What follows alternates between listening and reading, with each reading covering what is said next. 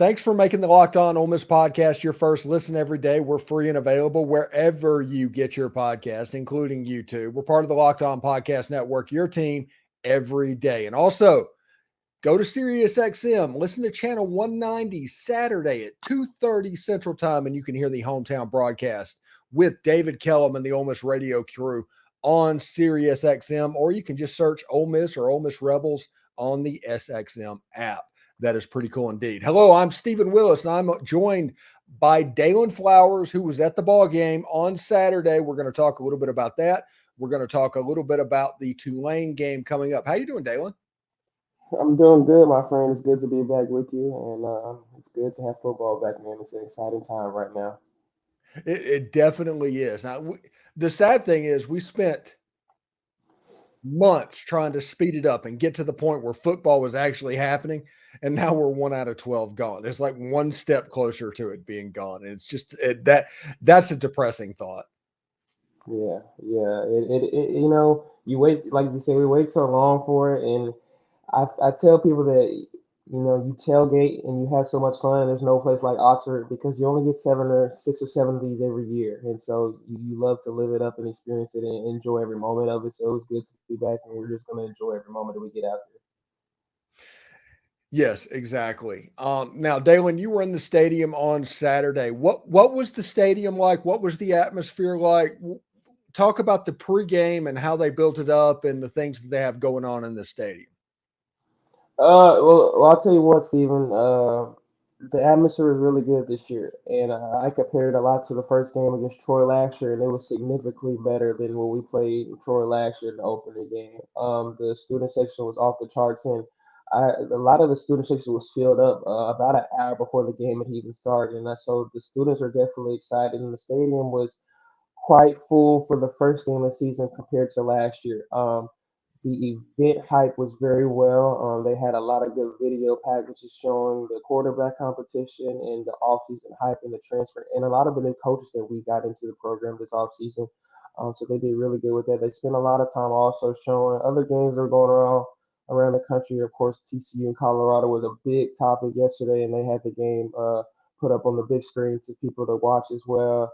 But the atmosphere was really good, man. Like I know Lane had mentioned a lot last year, especially the first couple of games. Just how that maybe after halftime the stadium looked a little depleted. The first couple of games of the season, but I really didn't see that yesterday. It seemed to be a really good atmosphere. The vibes are really good, and it just seemed to be like a lot of people were excited that we had football back, and this team could really make some noise in the conference and in the country. So the team, the atmosphere, the fans, the students seemed really well put to be back in the stadium. And honestly, I think that helped motivate the guys to play well yesterday. And I know a lot of people are saying, "Oh, it's just Mercer," but we've played a lot easier opponents in the past couple of years and had a much more difficult time with teams. So I think the boys and the coaching staff enjoyed what the atmosphere was like from start to finish yesterday. Yeah, and whenever they announced in the starting lineups and they did that, and it was Jackson Dart, what was the crowd like? It was really well. And for me, this, and if people have kept up, I believe in Jackson Dart. And I believe that we should support him and we should support whoever was named the starting quarterback. And the support for Jackson when his name was brought up on the big board was really well. The fans were really hyped. They chanted his name really well, and I believe that is what we needed to do. Even if you don't believe that he was the guy, or you still have doubts about what he can do on the field, you have to support the kid. He is the quarterback for our team right now, and that's what he needs. He doesn't need us to bash him for everything he does. He needs our support because initially we didn't give him that. And of course, he, had a lot of things that was going through his mind when he first got here, but now he's got the system understood, and he looked really well yesterday. And I think if we can support him, not even just us, but the coaching staff and his fellow players can do that. And I think they have shown that they will do that so far through week one and in the offseason. He's going to be fine, man. But the support was really good for him, and I think he really needs that because he's been through a lot. Yeah, let's go on to the game and talk about that since you brought it up. Jackson Dart looked like a different quarterback than last season. He was very decisive with the football. He was driving the ball all over the field accurately. He was a perfect score in the middle of the field. He had a perfect score of the NFL passer rating in the middle of the field is like 7 of 8, 3 touchdowns, and about 150 yards between the numbers. Jackson looked like a completely different quarterback in a good way, and he wasn't bad last year. Yeah, he wasn't bad at all, Steven, but I could Mhm. definitely see the improvement from last year and then throughout the offseason. Lane and Charlie Wise had talked about that he looked really well throughout the past couple of months when we were out football. And man, I was just happy for the kid. He deserves to go out there, have fun with the game, win football games, and enjoy the moment. And he looked good, Steven. And we had talked about so much about how we really hardly didn't use the middle of the field at all last season within our offense in the passing game. And man, did Jackson Dart utilize that yesterday, whether it was Jordan Watkins, Trey Harris, it didn't matter who was out there. He used the middle of the field. But I would say one thing that I noticed really from Jackson was his ability to move around the pocket and not get stressed out. He wasn't trying to overdo things. If he got a defensive lineman from Mercer to rush him, he used his feet really well to make a play for his receivers to get open. And he was throwing it out there just really well, felt really comfortable. And that's something that I had talked about with you during the springtime and with people around Oxford. I always felt like last year Jackson was trying to be Superman, and he didn't have to do that. He just had to be Jackson Dart. And I felt like yesterday he was Jackson Dart. He used what he knew how to do. He used all his tools, and he succeeded. And I think that's all he has to do. I think now that we have the opportunity with so many weapons, whether it's Quinshawn, all the new wide receivers, the offensive line looked really well. I think Jackson just has to be comfortable, and that's what he did yesterday. And I think if he can continue to do that, man, the sky's the limit for his offense and for Jackson, man. Because again, I think if he can be happy, and that's what he looked to be yesterday, really, really happy with a big smile on his face. Even before the game started, I saw him walking down the walk of champions. He just had a big smile on his face. And the happier you are, I feel like for him, man, the better he's going to perform. So, like I said, man, we continue to support that kid, and the sky's the limit for him, man.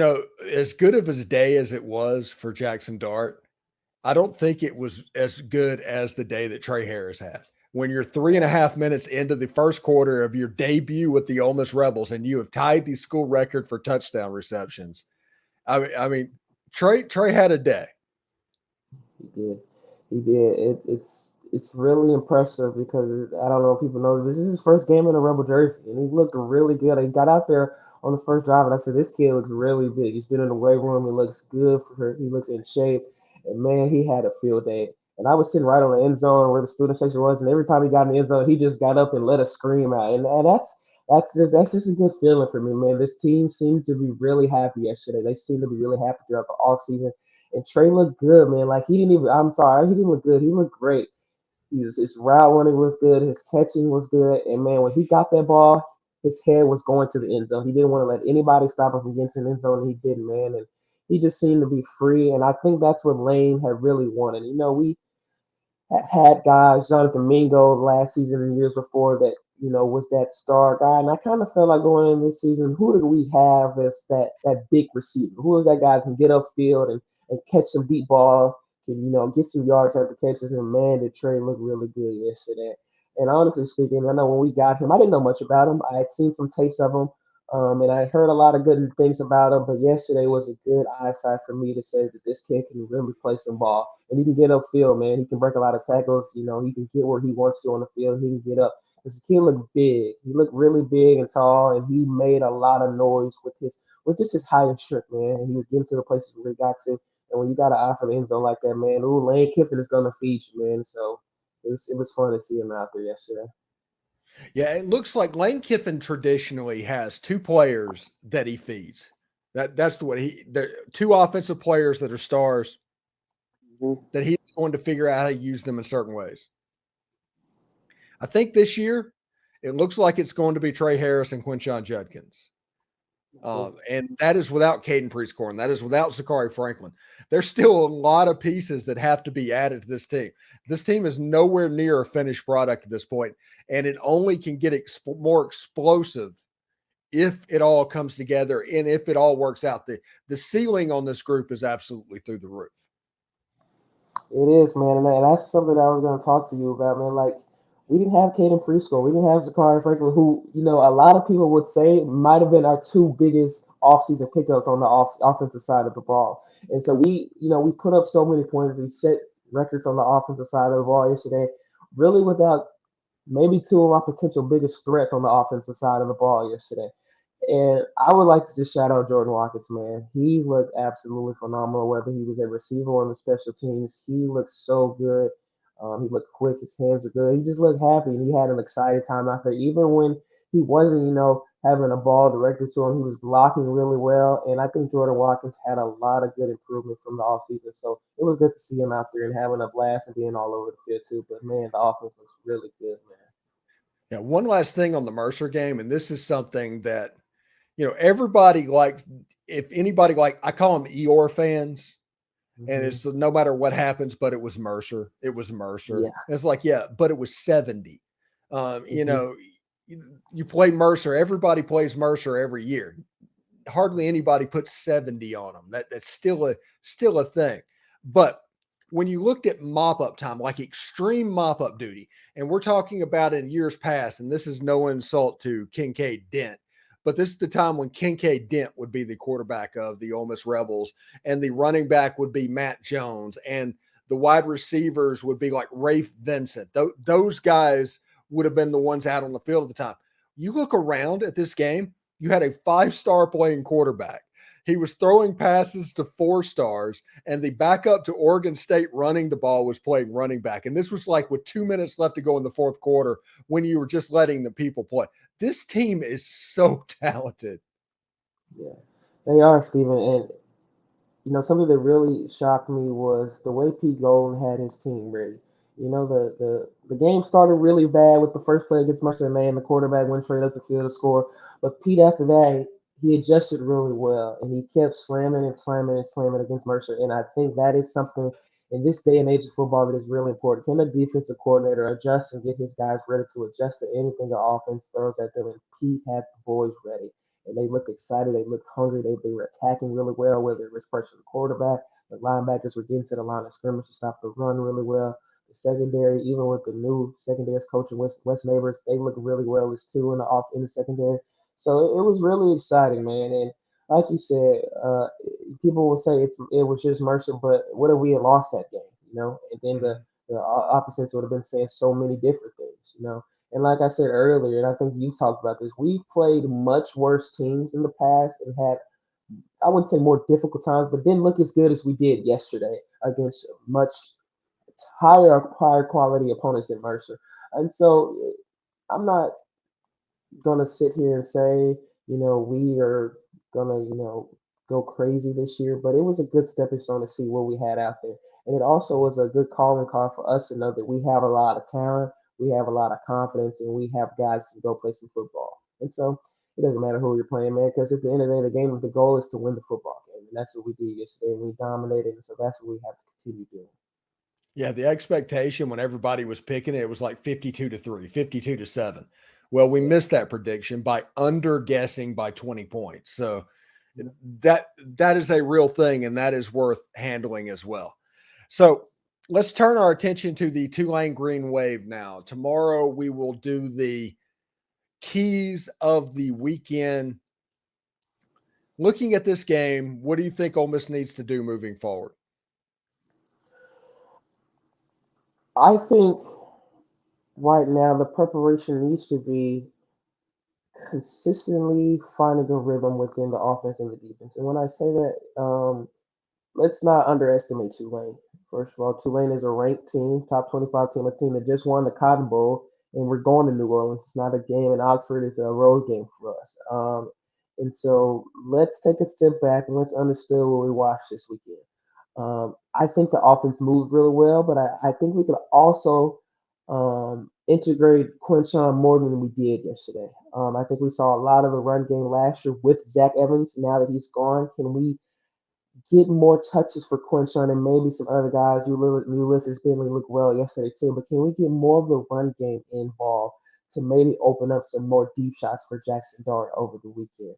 I think Quinshawn improved tremendously with his passing ability in terms of being a receiver because he looked really good outside as well yesterday. But I think if we can develop the run game that we had last year, that could be a key piece in us defeating Tulane because Tulane has a really good linebacking core and they love to pressure the running back and try to get in the backfield as quickly as possible. And so I think if we can get a good early run game started against Tulane, that will be a really good benefit us because it will open up late game opportunities to pass the ball really well for us. Yeah, the other thing, sneak peek for everybody for tomorrow's show. I'm going to talk about how the secondary does against Michael Pratt throwing the ball. They have a couple of speedy wide receivers and they hit some deep shots like 150 yards worth of their passing of the 270 something yards passing for Michael Pratt was done on 4 passes. Everything else, it was short, it was measured, but those deep shots, they can get you from time to time. So the defense really needs to be on their toes as well. Anyway, thank you for making the Locked On Ole Miss podcast your first listen every day. We're free and available wherever you get your podcast, including YouTube. We're part of the Locked On Podcast Network, your team every single day. Daylan, thank you so much for stopping by. I look forward to talking with you each week, buddy. Appreciate you having me again, my friend. Appreciate you for keeping things going, man. We love having you speak about our university, man, because it's a great town, it's a great place, and it's the best place in the world, man. So thank you for what you're doing. And howdy toddy, folks. Howdy toddy.